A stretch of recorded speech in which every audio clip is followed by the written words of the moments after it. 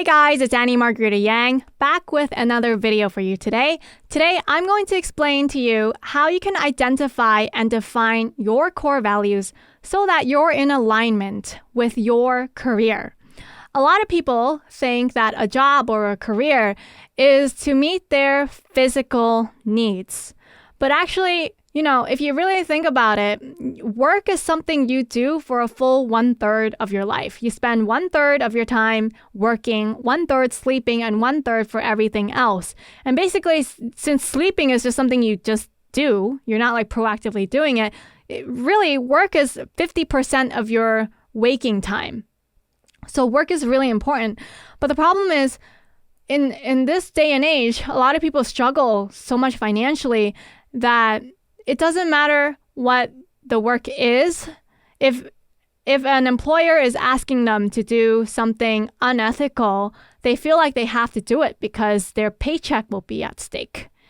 People don't like it when their financial security is threatened. So I want to share with you guys, first of all, why it is so important, number one, to identify your core values and to stand by them, okay? And then I'm going to go over how to identify them based on the book resources that I have on annieyangfinancial.com.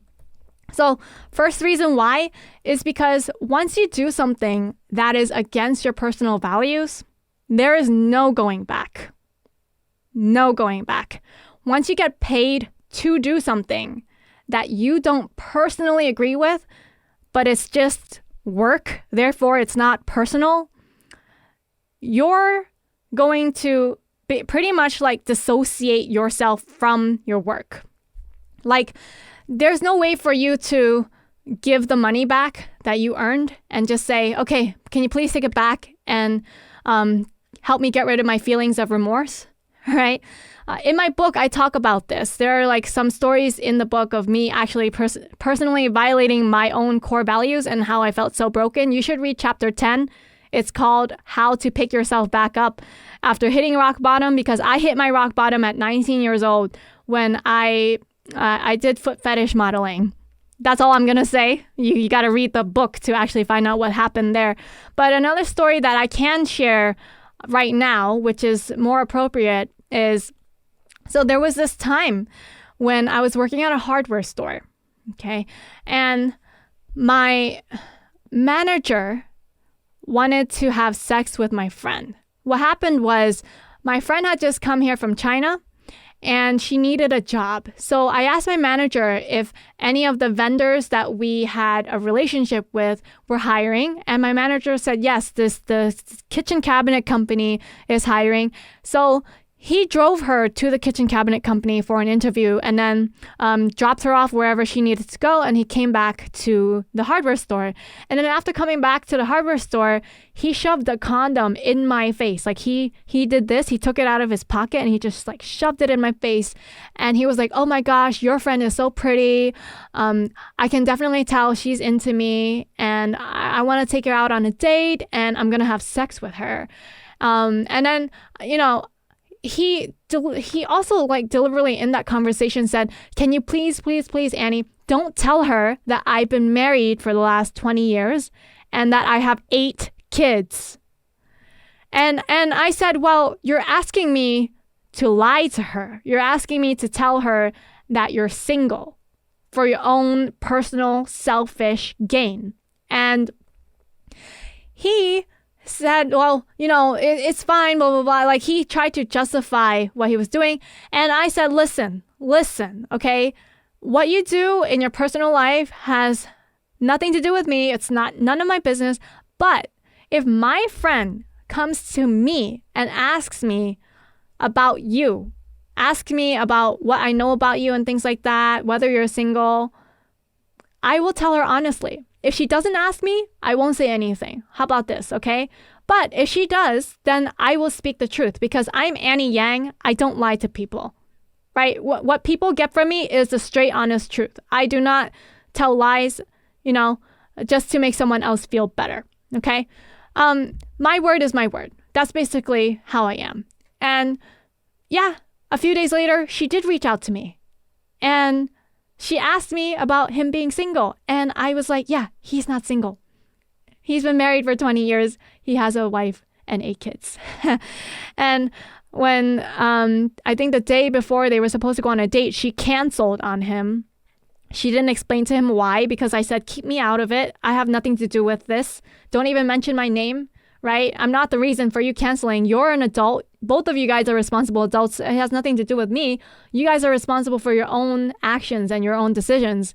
And while she decided to cancel, she didn't say it was related to me, but he made the connection and he was like, oh, it must have been Annie. She must have said something and ruined my chances of putting her in bed. And so the next day, it was a Saturday, it was my day off. I get a phone call from him and he just curses me out for 30 minutes straight, calls me all sorts of names, cursed at me, everything. And he said to me, Annie, you think you have so much integrity and you're saying that your values, right? One of your core values is integrity and honesty.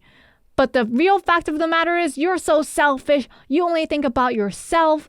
And if you really are a good person, a nice, good person that you say you are, then you wouldn't ruin my happiness. Look, you've ruined my chance of happiness. You've taken my happiness away.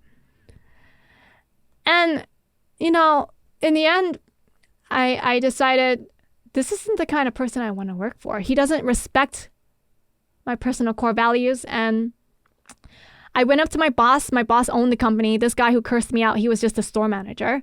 So the boss is higher up than him, right? My boss gets the final say. My boss said, this isn't work related. It's personal between you and this guy. It has nothing to do with work. There's nothing I can do. And I said, I quit. My boss begged me to stay. He's like, I'll give you anything. I can pay you more money. I can give you the hours you want. You can work part-time for full-time pay. Please stay. I can make it such that you do not have to work downstairs. So therefore, you don't even have to see the store manager anymore. You don't have to interact with him. What can I do to get you to stay? He begged me every day for 2 weeks to stay. And I said, I don't care. I have nothing lined up, no job lined up. But you know what? I had an emergency fund. So even if I couldn't get work for a couple months, I said, it's okay, good riddance. I don't need people at work to disrespect me. All right? I need to be able to respect myself and have a lot more pride and dignity. I don't need this. And I've been like this. I've been sticking to my values ever since. Ever since the story of hitting rock bottom, you can read that in the 5-Day Job Search book. I will not compromise. People will try to push me to do things that I'm not comfortable with. I won't do it. Like, for example, someone else, I had a client. This guy, he's an accounting client, and I found out that he was spending people's security deposits on regular operational stuff. He did not separate the security deposit account away from the operational checking account. By law, especially in New York City, this is in New York City, you are supposed to keep the security deposit in a separate account. You're not supposed to be spending the security deposit. That's why we have these horror stories of tenants not getting their security deposit back. Why? Because these slumlords, they have spent it all up. There's no money. Where's the money, right? But what recourse do tenants have anyway? It take them months and time and money just to take their ex-landlord to court to get their security deposit back. All for what? It's a lot of time wasted. So yeah, so this guy was basically spending people's security deposits. And if he had to give someone's security deposit back, it's almost like a Ponzi scheme. He was using the new tenant security deposit to pay the old tenant security deposit. And then I was like, well, what if you had to pay up everyone's security deposit all at the same time and you didn't have a new set of tenants to pay that with? And yeah, at some point he'll be caught and found out this is illegal. And I didn't feel comfortable with that. I told this guy, I was like, hey, this is a problem. You need to fix this. I don't care how you put the money in the account, but you need to separate this because this is not right. And I gave him a few months to get that sorted out. He still didn't. And I said, I'm going to have to terminate the contract. It wasn't written in the contract that the client has to do that. But I said, listen, I don't feel comfortable working with you. I don't feel comfortable with the fact that I am complicit in helping you with the accounting and knowing full well that these tenants' security deposits are not being held in the correct account. And you're just spending it all on the things that you need to when it's actually someone else's money. Like, I really believe that if it's not my money, if it's someone else's money, I should treat that person's money just as well as my own. Meaning I will treat my client's money just as I would my own, and that tenant security deposit money just as well as my own as well. That's how strongly I believe in this. So I finally had to say, I'm terminating this. This has to end. Because eventually he will get found out, I bet. And it's going to come back to bite me. Because he's just going to end up saying, well, it's Annie Yang's fault that this happened. And then I'm going to get in trouble. And I don't do that. I'm not unethical, right? So this is why it is so important to know what your ethics are, what your core values are, and to really stand by them. And when you stand by them, I swear God will take care of you. You will always be taken care of financially. I have always been taken care of financially, I think, because I live by this stuff. So anyway, I think this is getting a little long-winded, but I thought this was important because I need to convince you just how important it is to stick to your values and don't apologize for it either, right? Because the one thing that you cannot get back after you violate your own values is your own self-respect. Once you lose it, you have to take so much time to build it back up. It took me years to build back my self-respect after what happened to me. Okay, so what I want you to do is you're on AnnieYangFinancial.com, and then you go to book resources. You click on the 5-day job search resources. You can access this section without even having to buy the book. The additional downloads are free. And you just scroll down to, right here, chapter 11, Standing Firm, Defining Your Personal Core Values. Click the download button. Then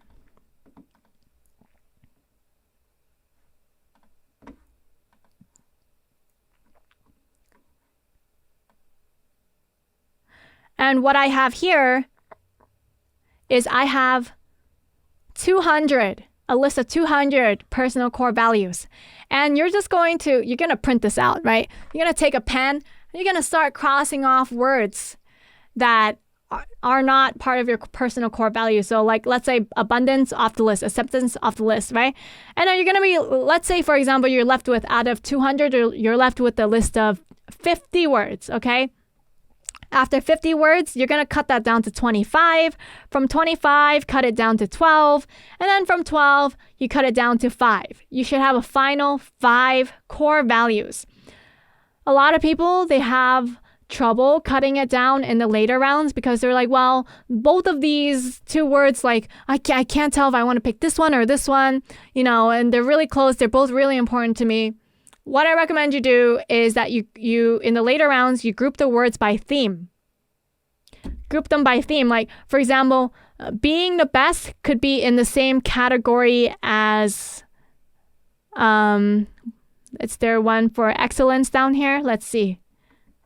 Being the best and excellence. Excellence and being the best, I think they're really similar, but those 2 words can mean different things to different people. But anyway, group them by theme, and then you can pick the best word out of each theme. That way, I think you should be able to get down to your top 5. And then after that, you want to go back to this page where you write down your core value. Let's say, for example, my core value is integrity, right? But the word integrity means something different to everyone. So what does integrity mean to me? It means doing the right thing even when no one is looking. Being a woman of my word, committing to the things that I have promised other people, following through with what I said I would do. That is what integrity means to me personally. It might mean something different to you. In fact, what does it even mean? What is the dictionary definition of integrity? Integrity. Yeah. Okay. So the quality of being honest and having strong moral principles, moral uprightness, the state of being whole and undivided. So my personal definition of the word integrity doesn't necessarily match the dictionary definition. So that's why, it's personal. What is it to you?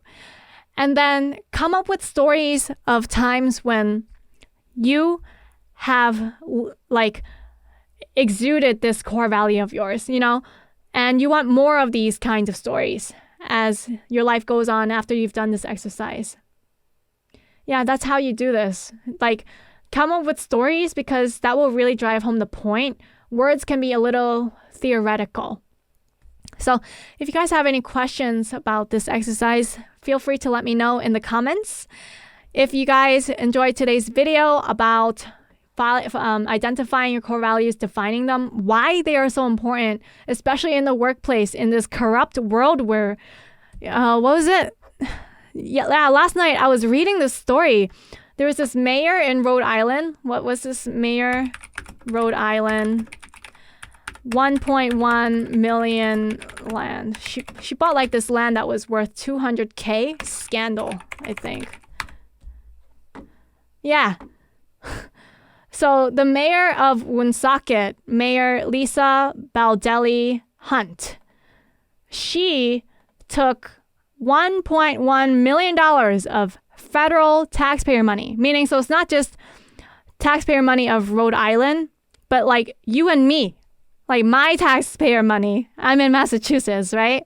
She took this taxpayer money and she used it to buy a property that was worth a piece of land that was worth $200,000, but she paid $1.1 million for it, and the city had no idea about it. Crazy, right?